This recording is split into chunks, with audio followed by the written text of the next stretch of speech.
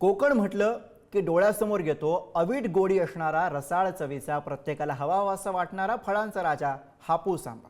पण हाच फळांचा राजा बदलत्या वातावरणामुळे अडचणीत येताना दिसतोय। थंडीचं प्रमाण वाढलं आणि मोहर झडून गेला। फळगळती बरोबरच फुलकिडींचा प्रादुर्भाव सुरू झाल्याने आंबा पिकाचं भवितव्य आता धोक्यात आल्याचं चित्र दिसू लागलंय। बघूयात।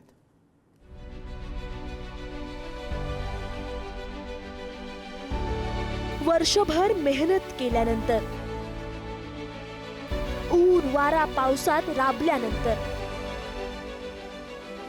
प्रतिकूल परिस्थितीत आंबा पीक राखल्यानंतर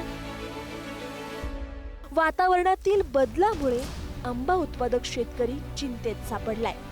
नोव्हेंबर पर्यंत पाऊस थांबल्याने पालवीचे प्रमाण जास्त होते।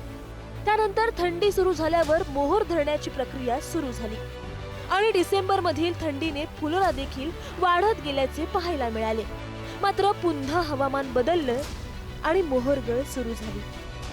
हापूसची अवीट गोडी चाखायला आता सामान्य ग्राहकांना एप्रिलची वाट पाहावी लागणार आहे। मोहराने भरलेल्या या आंबा बागा 10% देखील फळधारणा करू शकलेल्या नाहीत। त्यामुळे लाखोंच्या कीटकनाशक आणि फवारणी केल्यानंतर सुद्धा आता येथील जो आंबा बागायतदार आहे हा पूर्णपणे ग्रासलेला आहे, निराश झालेला आहे। त्यामुळे हे आंबा पीक आपण जर पाहिलं तर आता बाजारात येण्यासाठी एप्रिल पर्यंत ही ग्राहकांना वाट पाहावी लागणार आहे। सध्याच्या घडीला मोहराने भरलेल्या आंब्यांच्या बागा काळवंडलेल्या दिसतायत। मोहर अक्षरशः करपला आहे। 90% मोहरलेल्या आंब्याला 10% देखील फळधारणा झालेली नाही। त्यामुळे बागायतदारांची चिंता वाढली आहे। आतापर्यंत लाखो रुपये खर्च करून कीटकनाशक, बुरशीनाशकांच्या फवारण्या झाडांवर केल्या गेल्या आहेत। अचानक वातावरणामध्ये बदल घडला, हीट वाढली आणि सगळा मोहर आलेला मोहर सगळा गळून गेला, सेटिंग झालं नाही। न सेटिंग झाल्यामुळे शेतकरी अतिशय अडचण झाला। पण तोपर्यंत 3, 4, 5 फवारण्या लोकांच्या झाल्या होत्या।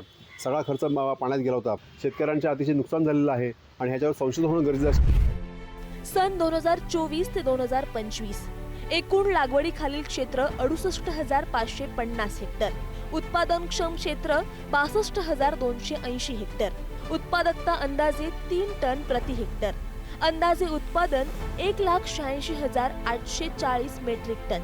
कोकण विभागातील स्थिती सन 2024 ते 2025 आंबा पिकाचे क्षेत्र 1,24,129 हेक्टर, उत्पादन 2,88,662 मेट्रिक टन, उत्पादकता हेक्टरी 2.34 मेट्रिक टन।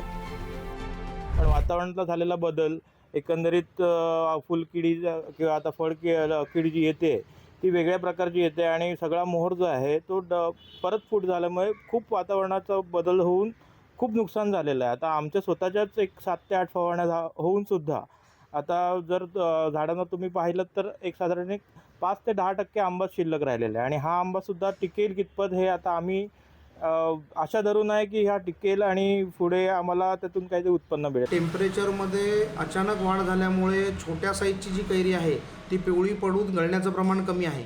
त्याच्यामुळे ओव्हरऑल आंब्याचं पीक हे खूप धोक्यात आहे आणि गेल्या वर्षीची तुलना केली तर पीक फार कमी आहे आंब्याचं यावर्षी। तिसऱ्या टप्प्यात मोहर फुटण्याची प्रक्रिया सुरू झाली, परंतु त्यावर देखील फुलकिडीचा प्रादुर्भाव वाढत आहे। त्यामुळे बागायतदार सर्व बाजूंनी अडचणीत आला असून याच मोहरावर आता उत्पादनाची अपेक्षा देखील आहे। दरवर्षी होणाऱ्या या रोगांच्या प्रादुर्भावावर संशोधन होणं गरजेचं आहे, अशी भावना शेतकरी आणि आंबा बागायतदार करताना दिसून येत आहेत। काल आंबा बागायतदारांची माझी बैठक झालेली आहे।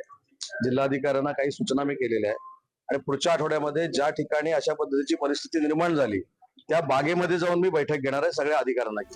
वर्षभर ऊन वारा आणि पाऊस झेलत कोकणी माणूस या फळांच्या राजाला 7 समुद्रापलीकडे नेण्यासाठी आणि ग्राहकांना उत्तम चवीचा आंबा देण्यासाठी अपार मेहनत घेत असतो।